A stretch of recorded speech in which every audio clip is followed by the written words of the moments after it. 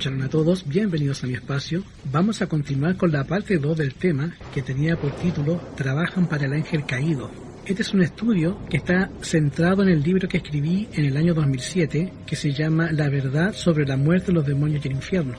Estos son los audios que acompañan este libro. Hoy vamos a tratar de encontrar ciertas características que ocurren cuando hay demonios cerca de nosotros, cuando los demonios están cerca de la iglesia, cuando los demonios están en la iglesia o están en tu casa. La Biblia nos presenta ciertas cosas que ocurren y las voy a presentar en esta noche para que ustedes hagan un análisis si realmente hay demonios en tu casa o cerca de tu trabajo o en tu familia o en tu iglesia o en algún lugar. Y esto es para que ustedes tengan una idea y se den cuenta que hay una batalla espiritual. Si nosotros pudiésemos tener los ojos de la fe, si pudiésemos ver a nuestro alrededor, nos daríamos cuenta que hay una batalla espiritual en este momento, entre ángeles caídos y los ángeles de Yahweh que están a nuestro alrededor. Baruch Hashem, que esos ojos fueron cerrados espirituales para poder verlos. Yo creo que no podríamos vivir en paz si nosotros pudiéramos tener ese sentido abierto. Efesios 6:12 deja muy claro lo que vamos a hablar. Nuestra lucha no es contra carne y sangre. En este mundo hay potestades, gobernadores de las tinieblas. Se nos revela en esto una especie de diferentes niveles de poder, rangos que tienen los demonios. Están los príncipes, las potestades, luego los gobernadores y luego las mentes normales y las huestes espirituales que se encuentran en las regiones celestes. ¿Cuántos ángeles caídos hay en este planeta? ¿Cuántos extraterrestres, porque ellos no fueron creados en este planeta? ¿Cuántos están aquí entre medio de nosotros? Podemos tener una idea de cuántos son. Si ustedes abren sus Biblias, en el libro de Apocalipsis, capítulo 12, del versículo 7 en adelante, nos dice que estos ángeles pelearon en contra de Miguel, que Miguel significa que es igual a Yahweh, y dice fue hecha una gran batalla en el cielo. Miguel y sus ángeles peleaban contra el dragón y sus ángeles, y no prevalecieron, ni más lugar fue hallado para ellos en el cielo. Y fue echado fuera el gran dragón, la serpiente antigua que se llama Diablo y Satanás, y sus ángeles fueron arrojados con él. Ahora, ¿cuántos eran esos ángeles? El verso 4 nos dice que el dragón arrastra con su cola una tercera parte de las estrellas, y estas son las que fueron arrojadas a la tierra. Entonces, si nosotros vemos Apocalipsis capítulo 12 y analizamos la batalla, vemos que Satanás se lleva una tercera parte. Sería 1 de 3. Esto quiere decir que leales a Yahweh, los seres de los Shamaim del cielo que quedaron leales a Yahweh, son una tercera parte. Si nosotros dividimos todos los seres del universo en 3, una tercera parte siguió a Lucifer y fue arrojada posteriormente a la tierra. Nosotros no sabemos cuántos en total en una manera exacta, pero podemos hacer una inferencia. Recuerden que una inferencia no es una verdad completa o una verdad absoluta, es una inferencia. Pero vamos a ver una inferencia. Apocalipsis 5, versículo 11. Y aquí Apocalipsis nos habla de los ángeles que están alrededor del trono. Si están alrededor del trono, hay una diferencia, porque estos serían los buenos, y los malos fueron arrojados con Satanás a la tierra. Dice, y miré y oí la voz de muchos ángeles alrededor del trono. Estos son los ángeles buenos. Y los seres vivientes, los ancianos, y la multitud de ellos, era de millones de millones. Ahora es importante que veamos el plural porque la palabra griega es muriadón. Muriadón quiere decir millones. Muriadón tes muriadón, que quiere decir millones de millones.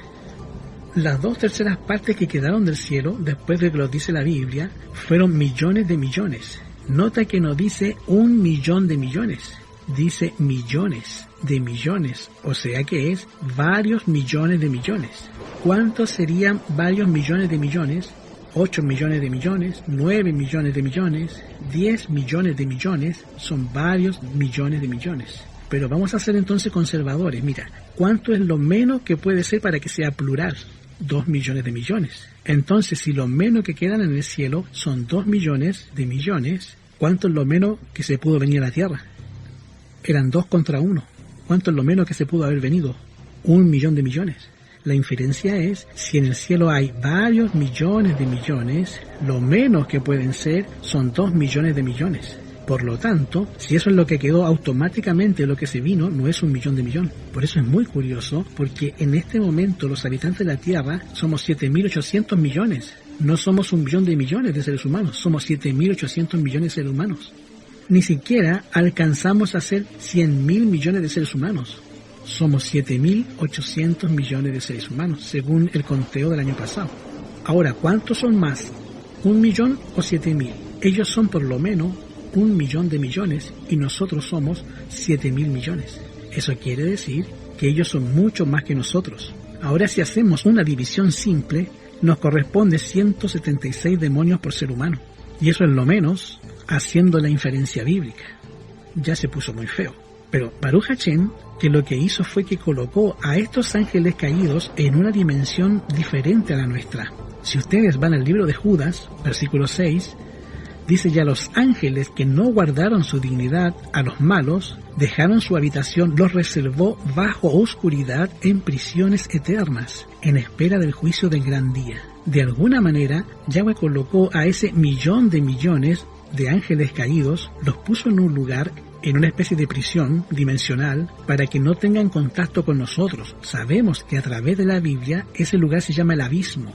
Por ejemplo, en Lucas capítulo 8, cuando Yahshua se encuentra con los endemoniados de Gadara, los demonios le dijeron a Yahshua: te rogamos que no nos mandes al abismo, dando a entender que ese era el lugar donde ellos tenían que estar. Ellos andaban escapados. Y es claro a través de la historia que estos ángeles han tenido acceso a los seres humanos. Y al llegar a Babilonia, Babilonia tiene una característica muy diferente a todas las otras épocas. Ustedes leen capítulo 10 y versículo 8, al hablarte acerca de Babilonia, que ya lo hemos hecho muy extensamente en varios audios que se encuentran en el canal, y esto es un símbolo, una representación del tiempo del fin que estamos viviendo tú y yo. Mira la característica principal: y clamó con la fortaleza en alta voz: caída es la Babilonia la grande Babilonia, esta Babilonia de ciudades, esta Babilonia de civilizaciones, esta Babilonia de medios masivos de comunicación, esta Babilonia de religiones. Es esta grande Babilonia, es hecha habitación de demonios y guarida de todo espíritu inmundo y albergue de toda ave sucia y aborrecible, porque todas las gentes han bebido del vino de su fornicación, y los reyes de la tierra han fornicado con ella. Los mercaderes se han enriquecido con la potencia de sus deleites. Esta es una característica de Babilonia, que Babilonia es hecha habitación de demonios. Durante todas las épocas de la humanidad, Yahweh ha tenido a los demonios reservados bajo oscuridad, pero al llegar la época del fin, al emitir el tiempo del juicio, el abismo se abre y los demonios salen. Y ahora Babilonia es hecha habitación de demonios. Así que es muy posible que tú tengas algunos vecinos que tú creas que son humanos, pero en realidad son demonios. Es muy posible que cuando tú vas por la calle y te topes con alguien, tú crees que es un ser humano, pero en realidad es un demonio. O en algunas oportunidades podemos mirar hacia nuestro alrededor y ver personas que realmente están siendo manejadas por mentes espirituales de los aires. Pero la gran mayoría de los seres humanos creemos que los demonios son una especie de ángeles así con alas y que de alguna manera nosotros los podemos encontrar, o que son sombras monstruosas, y se nos olvida una realidad muy importante acerca de los ángeles. Los ángeles no son como tú y yo, no son hechos de carne y hueso. Los ángeles no son personas así como tú nos ves, como tú y yo. Se manifiestan en la Biblia en forma humana, pero a la realidad no quiere decir que esa sea su forma natural. Dice el libro de Hebreos 1:7, ciertamente los ángeles, el que hace a sus ángeles espíritus y sus ministros llamas de fuego. Ahora, ¿tú y yo somos llamas de fuego? ¿Tú y yo somos así? La respuesta es no, ellos son así. Ellos son seres espirituales y son seres que parecen llamas de fuego, por eso son llenos de luz. Cuando tú los ves, tú ves una especie de silueta como nur, como luz. En el libro de Hebreos, capítulo 1, versículo 14, tú puedes decir, bueno, ¿y qué parte de los ángeles eran así? Y Hebreos 1:14 nos dice que todos son así. ¿No son todos espíritus ministradores enviados para el servicio al favor de los que serán herederos de la salvación? La palabra que se utiliza del griego original en el libro de Hebreo para hablarte acerca de espíritu es la palabra griega neuma. Y neuma quiere decir soplo, viento, aire, como el vapor de la tetera, el vapor de la olla. Por eso tú le dices a las llantas del carro neumático. Eso quiere decir que está lleno de aire. Cuando tú estás enfermo de los pulmones, tienes neumonía. ¿Qué quiere decir? ¿Que se te metieron un espíritu al cuerpo? No, que tienes problemas con el aire. Entonces la Biblia te está diciendo a qué se parecen. Y te dicen, se parecen al aire, se parecen al viento, se parecen al vapor. Y de la manera en que tú los puedes ver, porque son como luces transparentes, luz, como fuego. pero son muy parecidos al aire. Su consistencia es como si fueran vapor. Con razón, cuando yo veo a los gurús de la nueva era que hablan con demonios y dibujan los demonios, dibujan siempre como vientos. Es por eso que la Biblia, cuando te habla acerca de los demonios, se refiere a ellos como los vientos. En Apocalipsis capítulo 7 te encuentras a los 4 ángeles de Yahweh. Esos 4 ángeles, el 4 representa totalidad, eso significa que tú los vas a ver a todos en los 4 ángulos de la tierra, en toda la tierra, haciendo ¿qué cosa? Deteniendo los 4 vientos de destrucción. Y esos 4 vientos, ¿qué crees que son? Pues son los ángeles caídos. Y Baruch Hashem Yahweh, que esos ángeles detienen a esos ángeles caídos, porque esos ángeles tienen más de 6.000 años practicando el pecado. Mira lo que el pecado te hace a ti en 50, 60, 70, 80 años que vivimos. Y no me van a negar los hermanos que desde que crecemos nos hacemos más malos y más malos. Y a medida que Yahweh haga algo por nosotros, no hay un cambio. Pero noten ustedes, si eso a nosotros nos hace en 70 años, mira lo que le ha hecho a esos seres en 100, 200, 300, en miles de años practicando el pecado. Por esto, el profeta les llama a ellos los más malos de la tierra. Y créeme que son los más malos. Y por eso el Padre envía a sus ángeles, de acuerdo a lo que dice Apocalipsis 7, a los ángeles a detener los 4 vientos de la tierra para que no hagan mal sobre la tierra. Miles y miles de años pecando. ¿Y qué sucede cuando una persona está en la presencia de Yahweh? Mira, cuando Moisés estaba en la presencia del Elohim viviente, resplandecía su rostro. ¿Y qué le pasó a Yahshua cuando baja del cerro de la transfiguración? Él resplandecía. Mira lo que pasa naturalmente al cuerpo humano cuando está en la presencia de Yahweh. Estos seres eran seres brillantes, con luz porque vivían en la presencia de Yahweh. Pero ¿cuánto tiempo tienen de estar alejados de esa presencia? Entonces imagínate una cosa que se parece al aire, que se le va la fuente de luz que tenían y van perdiendo esa luz lentamente. ¿En qué se convierte? En seres transparentes, seres oscuros. Ahora imagínate que uno de esos se te meta. De vez en cuando usan disfraces de humanos. Ahora, algo que tenemos que recordar, lo que dice Apocalipsis 12:17, es que esos seres caídos son diferentes a nosotros, que viven en esta tierra, que son más que nosotros y que son muy malos, están en guerra específicamente con el pueblo de Yahweh. Esto no me lo invento, está en Apocalipsis 12:7, dice: el dragón se llenó de ira en contra de la mujer que representa su quejilá y fue a hacer guerra contra los que quedan del resto de la descendencia de ella. ¿Y quiénes son? ¿Cuáles son sus características? Guarda los mandamientos de Yahweh y tiene el testimonio de Mashiach, que representa la interpretación profética. Entonces, Satanás hace guerra con este movimiento específico. Estamos hablando de una guerra específica. Queridos hermanos, se nos ha olvidado esta guerra. Se nos ha olvidado que no estamos en guerra contra carne y sangre, sino contra potestades, mentes en los aires, seres en una batalla específica contra el pueblo de Yahweh. Y a nosotros se nos ha olvidado que hay una guerra, y mucho más cuando estos seres toman una iniciativa de meterse a la quejilá o meterse en la iglesia y afectarla de alguna manera. En este mismo momento, créeme, yo no lo puedo ver, pero sé por la fe que en muchas iglesias hay ángeles caídos, de alguna manera tratando de echar a perder cualquier luz que venga, cualquier cosa que te pueda servir espiritualmente. Y así de esta misma forma los ángeles de Yahweh también están defendiendo.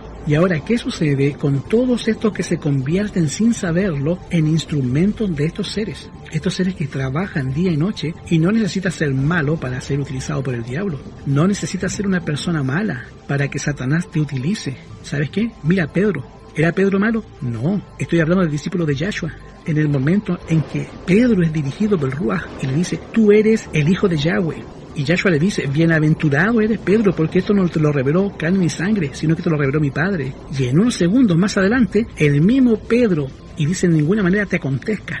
Y Yahshua le dice: apártate de mí, Satanás. Mira, en menos de un minuto, Pedro pasó de ser dirigido por el Ruach a ser dirigido por el diablo. ¿En qué clase de peligro se encuentra entonces el pueblo de Yahweh cuando se nos olvida este tipo de cosas? Así venían los hombres a Yahshua y se mezclaban con sus oyentes. Había ángeles malos, obviamente, en forma de humano. Entonces no venían así como esos airecitos volando, no, venían en forma de humano. Ahora, ¿cómo lo hacen? Todos sabemos que esos seres que se aparecen cuando consultan a los muertos, ¿qué cosas son en realidad? Ángeles caídos, haciéndose pasar por el difunto o la difunta. Ese que se le apareció allá en Endor no era Samuel, sino que era un demonio haciéndose pasar por Samuel. Por eso dice, venían los hombres a Yahshua y mezclándose con los oyentes habían ángeles malos en forma de hombres. Quiero que noten que estos no venían a sugerir a los seres humanos para que dijeran, así como Pedro, que sugiriera algo. No, estos tomaban forma humana y se metían ahí al templo, entre el grupo que estaba escuchando la predicación de Yahshua, y se metían en un cuerpo humano, o era un cuerpo humano o un avatar, como tú le quieras decir, pero venían en forma humana. Tú los veías y eran humanos, tal cual, pero en realidad era un demonio. Y que hacían sugestiones, criticaban, aplicaban falsamente algo que dijo. Hoy no viste lo que dijo. Eso me pasa muchas veces a mí cuando estoy leyendo algunas cosas que me escriben ahí en internet y yo digo, no dije nada que lo que dije ahí, y te tergiversan todo lo que dije ahí o lo ponen completamente una palabra distinta a lo que yo he dicho. Y yo dije, oye, ¿realmente escuchaste lo que dije? ¿O no entendiste? ¿O no quiso entender? Pero lo tergiversan de una manera increíble. Tergiversaban y las palabras del Salvador la aplicaban falsamente. Los ángeles malos, en forma de hombre, hablarán en este tiempo contigo y conmigo. Los ángeles del diablo van a hablar contigo y conmigo, hermano. ¿Haciendo qué cosa? Sugestiones, críticas, aplicando falsamente lo que dice alguien y tergiversando las palabras de la Escritura o del Salvador o del predicador o del hermano o de un amigo o de cualquier persona que sea del pueblo de Yahweh. Vamos a ver algunas cosas que ocurrieron en algún momento de la historia. Para empezar, en Gadara, Lucas 8, los endemoniados de Gadara estaban totalmente controlados por los ángeles caídos y manifestaban las características. Esas características se pueden ver en menor o en mayor grado a nuestro alrededor, pero eso es básicamente lo que los demonios van a hacer. Los demonios te van a llevar a esas condiciones, a esas situaciones. ¿Cuáles son las características de una persona dominada por el diablo? Al extremo, estas dos personas ya estaban dominadas por el diablo. Y mira dónde los lleva. Estaban encadenados, de acuerdo a lo que dice Lucas 8, ellos terminaron amarrados y encadenados. Estaban desnudos, o sea, a Satanás le encanta la desnudez. Es lo que algo siempre maneja él. Estaban dañándose a sí mismos, ya se hacían daño, laceraban sus cuerpos, y cuando ve esto Yahshua, en vez de pedir que los ayudara, corrieron. Tenían una ira desmedida. Cuando tú ves una reacción iracunda en casa, una reacción extraña, alguien que se enojó demasiado por una tontería, ¿por qué te enojas tanto? O sea, esa reacción llena de ira es típica de un demonio. Típica de una persona endemoniada, y eso lo tienes que entender. A lo mejor no estás peleando con tu esposa ni con tu esposo, a lo mejor estás peleando con un demonio que está ahí. La reacción desmedida no es normal, que se pongan así con una situación de ira extrema. Ahí lo que tiene que ver es que hay una influencia espiritual mucho más grande trabajando en ese momento. Suciedad, eso es característico de Satanás, que esté todo sucio, que esté todo cochambroso, y la presencia de animales inmundos. Y le pidieron a Yahshua, déjanos meternos ¿en dónde? En los cerdos. La presencia de animales inmundos, la ira desmedida, la locura frenética, que se estén dañando a sí mismos, que estén encadenados, la crítica y todo lo demás, son características de la presencia demoníaca. ¿Ustedes han topado con situaciones así en algún momento? ¿En su vida? ¿En su trabajo? Bueno, ya saben de dónde viene el problema. Ay, more, pero los animales pueden ser poseídos. Absolutamente sí, los cerdos fueron poseídos por demonios, e incluso cuando ustedes leen 1 Samuel capítulo 15, ustedes van a encontrar que la orden de Yahweh que entrega a Saúl, cuando fue contra Amalek, que eran espiritistas, satanistas y adoraban demonios y esa cosa, la orden fue mata a los animales. No vas a matar a los seres humanos solamente, sino que también vas a matar todo, hasta los animales, vacas, ovejas, camellos y asnos, todo, parejo. Lo que él quería, quitarle la habitación a los demonios, desarraigarlos completamente. Mira, te voy a poner una idea de pequeño a más, y cuando tú ya veas los faros encendidos de rojo, tú puedes saber que ahí hay demonios. Vamos a ver. Tú vas a una iglesia y ves que la iglesia es bien fría. No solamente necesaria por demonios, puede ser que los miembros estén muertos espiritualmente. Inconsistencia en el trato con los pecadores. O sea, a uno los tratan bien, a otros los tratan mal, no se llevan bien con cierto hermano. No quiere decir que hay demonios, nomás quiere decir que algunos no son amigos de otros. Pero luego, cuando ya empiezas a ver que hay personas en esa iglesia que llevan años y no crecen. Es más, uno esperaría que el que tienes 30 años con Jesús te pareciera más a Jesús en esas iglesias. Te parece cada vez menos, y en vez de crecer, estás decreciendo, te estás haciendo más malo. Entonces ya se empiezan a poner los amarillos de que hay peligro.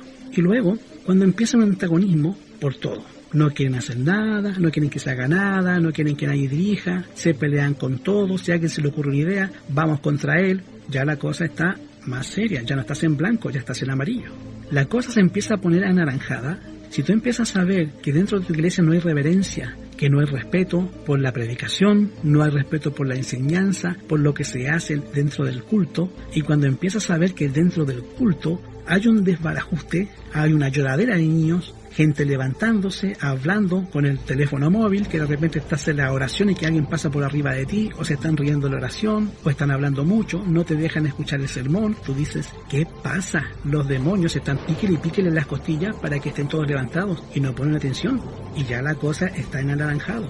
Y cuando ya no se empieza a mostrar ningún respeto en el momento de adoración, y luego cuando tú empiezas a ver espíritu de crítica muy fuerte y empiezas a ver demasiada ira, cosas que ni siquiera tienen que ver, ya se está poniendo en rojo la cosa.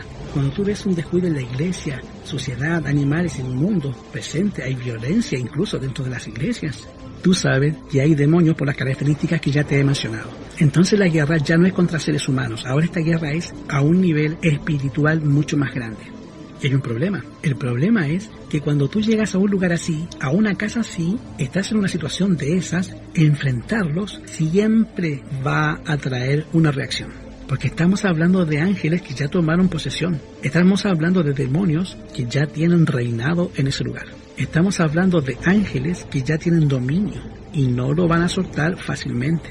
Ejemplos de la manera en que los demonios reaccionan son muchos. Por ejemplo, el caso de la muchacha de Filipo. Estaba endemoniada, Pablo y Silas pasan y la muchacha le hacía propaganda. Y uno dice, déjalo que te está haciendo propaganda. Pero hermanos, el diablo, que nunca va a hacer nada sin que nada le caiga una ventaja, cuando Satanás se pone detrás de Pablo y Silas, el demonio le decía, estos hombres anuncian el camino de la salvación y la vida eterna. Le está haciendo una propaganda a Pablo y Silas, es muy bueno. Y estaba predicando, era algo muy bueno, pero no era algo malo. Porque la que estaba predicando, lo que estaba haciendo era haciéndole creer a toda la multitud que la oía que ella y Pablo y Silas estaban aliados, cuando en realidad eran enemigos. Adoraban a espíritus completamente distintos. Luego la gente iba a creer que el mismo espíritu que se manifestaba en la muchacha, espíritu pitonizo, ese mismo espíritu se manifestaba en Pablo y Silas. Y a Satanás le encantaba el intercambio, la propaganda, con tal que toda la gente cree lo que yo quiero presentar. Y ahí está el peligro. Ay, more, entonces ¿de qué le sirve al diablo crear un montón de iglesias que hacen las dos cosas que yo les dije?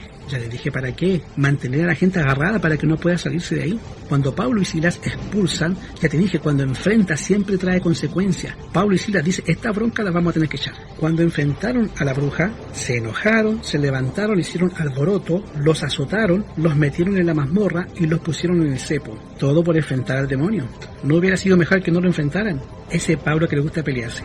No, es que había que enfrentarlo. Lo enfrentó y como consecuencia terminaron en el cepo. Pero la buena noticia es que Yahweh prevalece. Esa situación movió la salvación del carcelero. Y otro caso es el de Hechos 14. Pablo y Bernabé levantan a un paralítico. Mira qué cosa más maravillosa. ¿Y qué hace el diablo? Esta la aprovecho yo. Y empezó a traer. Y este es Júpiter, y es Mercurio, y estos son dioses que nos han venido a visitar. Y ahí metió al espiritismo, a la falsa adoración, esa de Constantino. Y empezaron a echarle florecitas, le trajeron guirnalda, y le trajeron sacrificio, y ya los querían adorar. Y yo me imagino a Pablo y Bernabé mirándose uno al otro, y podían haber dicho, mira, ni le mueva porque los van a azotar nuevamente. Y te pregunto, ¿hay que enfrentarlo o hay que dejarlo pasar? Lo enfrentaron. ¿Y cuál fue la consecuencia? Agarraron piedras, y de querer adorarlos, terminaron apiedrados. Nota, como enfrentar a Satanás siempre trae consecuencias. Trae descalabrados, hermano, trae heridos, trae presos, trae cepo y trae cadenas. Otro caso es el caso de David, que todos conocen, el caso de Saúl y David. Saúl, no sé si ya estaba poseído totalmente, porque ya era desesperado. Pero mira, no sé si había solución, pero sé que un demonio lo atormentaba día y noche. No sé a qué niveles era el tormento del demonio, pero Saúl ya no aguantaba esos demonios ahí. ¿Y qué fue lo que hizo? Para resolver ese asunto, necesitamos encontrar a alguien que de veras hable con el Adón. Y le traían a David. Y dice 1 Samuel 16:14, cuando el espíritu malo de parte de Yahweh venía sobre Saúl, David tomaba el arpa y tocaba con su mano, y Saúl tenía alivio. Quiere decir que los demonios se iban, porque hay algo que el demonio no aguanta, y es a alguien adorando a Yahweh, alguien que de veras alabe y adore a Yahweh. Eso no lo aguanta Satanás. Así que se van, se fueron, y Saúl tenía alivio y estaba mejor. Saúl estaba aliviado, pero al final ¿qué pasó? David enfrentar al demonio, sacarlo varias veces. ¿En qué terminó? Persecución, le aventó una lanza, lo trató de matar, lo persiguió. ¿Por qué? Porque cuando tú enfrentas a los demonios siempre hay consecuencias. Ya hecho en el templo, y esos mercaderes, créeme que Satanás había tomado posesión de todo el templo. Ya era un mercado, ya no servía para adorar al Eterno, ya era un negocio. Pero llegó el Adón y lo limpió. En un par de horas sacó a todos los demonios. ¿Y cuál fue el resultado? Odio de parte de todos los siervos, de todos los que de alguna manera lo querían soltar aquel dominio de Satanás. Porque hermano, el único poder que puede enfrentar realmente, tú y yo no podemos enfrentar a estos seres. La Biblia dice que somos hechos poco menor que ellos y ellos son más grandes que nosotros y tienen mucho más experiencia. Ningún hombre puede de por sí echar las malas huestes que se han posesionado en lo incorrecto. No es un ser humano el que expulsa a los demonios. Solo Yahshua puede purificar el templo, solamente Yahshua, pero no va a forzar la entrada. No viene a los corazones como antaño en su templo, sino que dice, he aquí, yo estoy a la puerta, llamo, si alguno abre la puerta, yo voy a entrar, y algún día habitaré y andaré en ellos, y ellos serán mi pueblo, y él va a sujetar nuestras iniquidades, y todos nuestros pecados los va a arrojar a la profunda de la mar, y nos va a santificar, de manera que podamos ser un templo santo para el Adón, una obra de Yahweh en virtud del futuro. Muchos están en el territorio encantado del enemigo, cosas superfluas como fiestas, como cantos, bromas, chistes, de modo que sirven a Yahweh de una forma falsa. Cuando hacen estas cosas, un ser invisible se encuentra entre ustedes. Satanás está presente con un regocijo infernal. Presta atención a la difamación del Mashiach. El día en que Yahshua fue crucificado, ¿no les parecía normal que toda esa gente empezara a gritar cosas? Crucifícale, crucifícale. Yahshua había sanado sus enfermedades, había hecho cosas buenas con ellos. Y cuando les piden que escojan entre Yahshua y Barrabás, que eligieran a Barrabás, vino la respuesta de la turba: suéltanos a Barrabás. E iban en aumento del clamor: Barrabás, Barrabás. Pensando que el pueblo no comprendía la pregunta, Pilato les pregunta: ¿quieren que les suelte al rey de los judíos? Pero volvieron a aclamar: quita a este, suéltanos a Barrabás. ¿Qué debo hacer con Yahshua, que se hace llamar el Mashiach? Y nuevamente la gente como demonio gritando. ¿Y por qué? Porque entre medio habían verdaderos demonios en forma humana en la muchedumbre. Cuidado con los montoneros y cuidado con las turbas, con los tumultos. Cuidado cuando la gente está gritando. ¿Quién sabe? Porque le encanta a Satanás meterse en los tumultos y así acogotar a la gente. Cuando apedraron a Pablo por hacer el milagro, fue la turba. ¿Qué fue lo que se levantó con el asunto de la muchacha en Filipos? Una turba. ¿Y quién crees que dirigiera turba? Demonios en forma de humano. Y lo ves en la crucifixión de Yahshua. ¿Por qué crees que la gente empezó a decir: Barrabás, Barrabás, a ese crucifícale? Demonios en forma humana. Así cuando tú ves por las calles gente que rompe los vidrios, que quema cosas y que anda grita y grita, cuando andan por las calles y la culpa no era mía, cuidado. Eso no parece el acto de un ser humano normal. Satanás y sus ángeles aparecerán en esta tierra y se mezclarán con aquellos que, las palabras de Yahweh dice, apostatarán de la fe escuchando espíritus de demonios. ¿Quiénes son esos? ¿Quién los dirige? Ay, more, ¿será que ese movimiento es el pueblo de Yahweh? No, ángeles satánicos en forma de humano, de creyente, van a trabajar en nuestras filas para introducir un fuerte espíritu de desilusión. Estos poderes del mal se van a reunir en las reuniones, no para recibir una bendición, sino para contraatacar las influencias del Espíritu de Yahweh. No aceptáis ninguna declaración que ellos hagan. Es curioso, porque de pronto entras y ves un comentario que no tiene nada que ver, pura crítica, y lo único que ocurre es, en vez de que te centres en las verdades maravillosas que estás escuchando, lo único que hace, te agarró el gancho de la crítica y te enganchaste. Y ya en vez de recibir una bendición, Satanás le dio el golpe a uno que no tenía que haberle dado. No para recibir una bendición, sino para contraatacar. Nunca debemos aceptar palabras que hablen labios humanos para confirmar a los malos ángeles de su obra, sino que debemos repetir las palabras de Yahshua. Yahshua era el instructor de la asamblea de estos ángeles antes de que cayeran del estado de ángeles buenos a ángeles malos. Ahora, ¿cuáles son los instrumentos humanos que no solamente están endemoniados, sino que son los agentes favoritos que Satanás busca? Esas personas que le sirven al diablo, pero en bandeja abierta. Esas personas tienen ciertas características. Por eso los vigilan a esos seres humanos. Cuando ven a un hermanito que está medio molesto por lo que dijo el moré, ese mero, van ahí y le meten más ideas. Y esa persona empeora. Mira, ¿cómo qué clase de personas? Los soberbios, orgullosos, envidiosos, pecadores impenitentes. ¿Qué cosa es un pecador impenitente?